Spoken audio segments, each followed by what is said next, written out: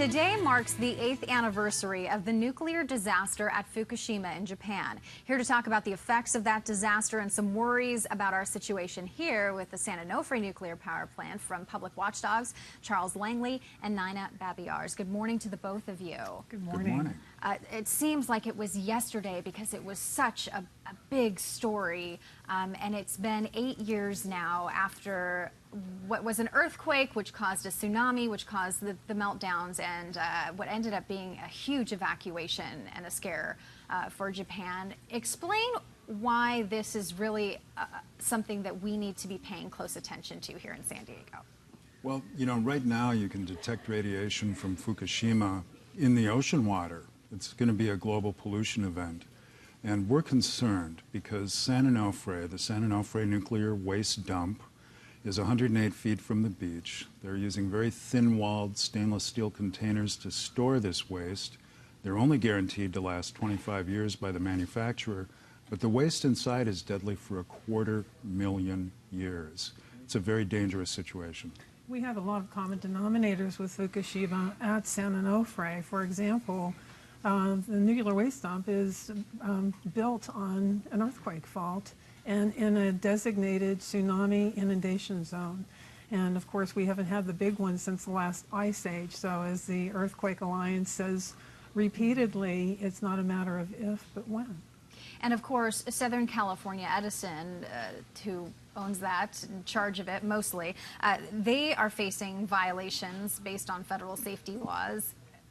I mean, we feel powerless living in that zone of who's impacted by if something were to happen at that plant. So how worried should we be? Very. The state of California isn't even allowed to regulate radiation within the state. It's all a federal issue. The Nuclear Regulatory Commission is basically captured by the industry it's supposed to regulate. So we're very unhappy with the way that things are being operated at San Onofre. And you know, Edison continues to spin this as safe, but the facts are very clear, Lauren.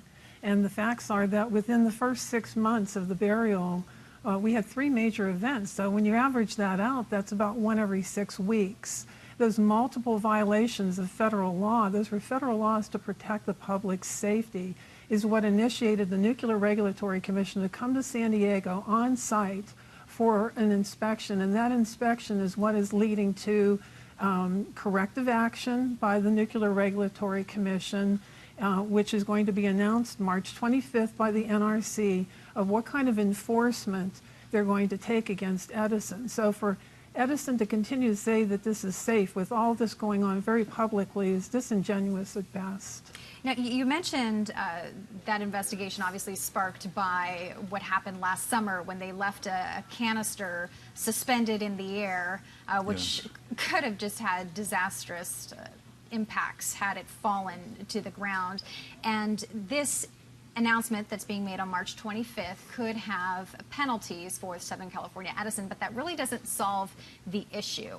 What would you like to see happen? What are some of the options as to making the area a little safer? We have a system there that's defective. It's a lemon. They cannot see these canisters when they're putting them into their silos in the ground.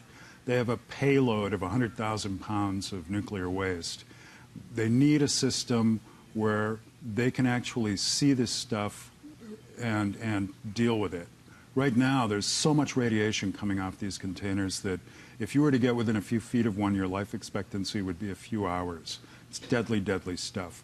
We need a new system. We need better containers, and we need a safer location. And we invite the public to go to our website and sign the petition to Governor Newsom to urge him to do that. You know, everything to date, Lauren, has been decided only in secret, behind closed doors, solely by Edison and some of the attorneys with these secret settlements to move the waste. The waste isn't being moved. And so we're adamant that the public has a right to know, and that's why we've launched a public awareness campaign. And so one of the solutions that we are suggesting is that there be more transparency with the decisions that are being made on behalf of the public safety and future generations. They've argued that this is perfectly safe. But the facts are clear. You know, the multiple violations against federal law speak for themselves. The inspection speaks clearly that there is a problem. There are multiple problems. And so, you know, again, Edison can continue to say that it's safe, but the reality are the facts. Okay. Well, we are waiting for March 25th for the U.S. Nuclear Regulatory Commission to see what its investigation will reveal. But we certainly thank you both for being here to mark a really grim anniversary and see where this goes. Thanks for having me. Thank you so much.